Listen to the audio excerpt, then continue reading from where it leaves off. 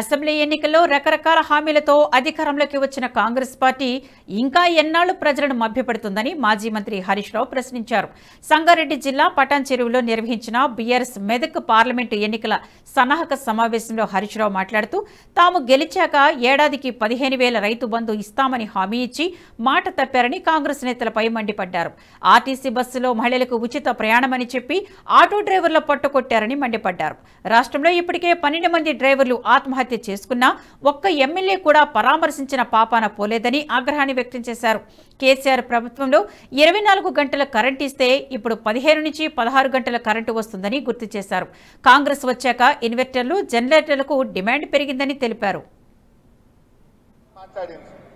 ఏం మార్పు వచ్చింది? 2 నెలల వచ్చిన ఈ మార్పులు ఇప్పుడు రాంగ ఆటో లాగబట్టిర్రను. పటాన్ చెరువుల చౌరస్తా మీద ఆటో లాగబట్టిర్రను.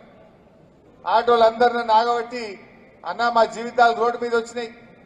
ఈ రాష్ట్రంలో 6.5 లక్షల మంది ఆటో కార్మికులు ఇవాళ అన్నం లేక, ఇన్స్టాల్మెంట్లు కట్టలేక, కిస్తులు కట్టలేక ఇలా ఆత్మహత్య చేసుకునేటువంటి పరిస్థితి వచ్చింది ప్రభుత్వం వచ్చినాక అంటున్నారు.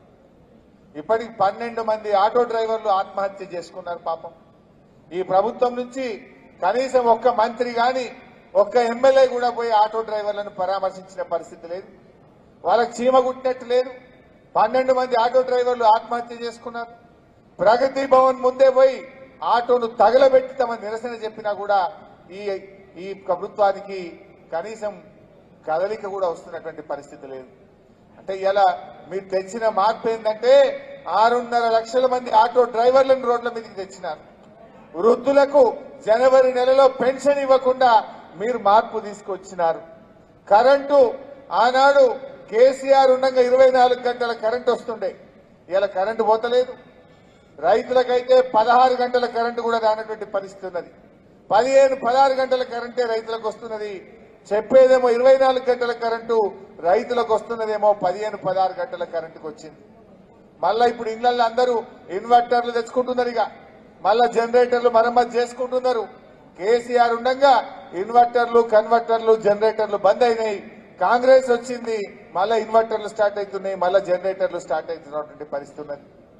ఈ రకంగా మార్పు మీరు తెచ్చిందంటే కరెంటు కోతల్లో మార్పు, పెన్షన్ ఎగవేతలో మార్పు, ఆటో కార్మికుల్ని ఆగం చేయడంలో మార్పు, రైతు బంధు డబ్బులు ఇవాళ ఫిబ్రవరి నెల వచ్చిన రైతు బంధు పైసలు ఇవ్వకుండా రైతుల ఉసురు పోసుకోవడంలో మార్పు. మన కేసీఆర్ ఉండగా ఎప్పుడైనా ఫిబ్రవరి దాకా రైతు బంధు ఆగిందా? ఇవాళకి 2.5 ఎకరాలు దాటలే ఇంకా రైతు బంధు డబ్బులు పడినటువంటి పరిస్థితి ఉన్నది. నాడు కేసీఆర్ గారు ఉండగా ఎప్పుడంటే అప్పుడు కరోనా లాంటి కష్టకాలంలో కూడా రైతు బంధు ఇచ్చిండు, రైతుల్ని కాపాడుకునే ప్రయత్నం చేసిండు మన కేసీఆర్ గారు. మార్పు అని మాట్లాడింది. ఏం మార్పు వచ్చింది? 2 నెలల వచ్చిన ఈ మార్పులు ఇప్పుడు రాంగ ఆటో లాగబట్టిర్రను. పటాన్ చెరువుల చౌరస్తా మీద ఆటో లాగబట్టిర్రను.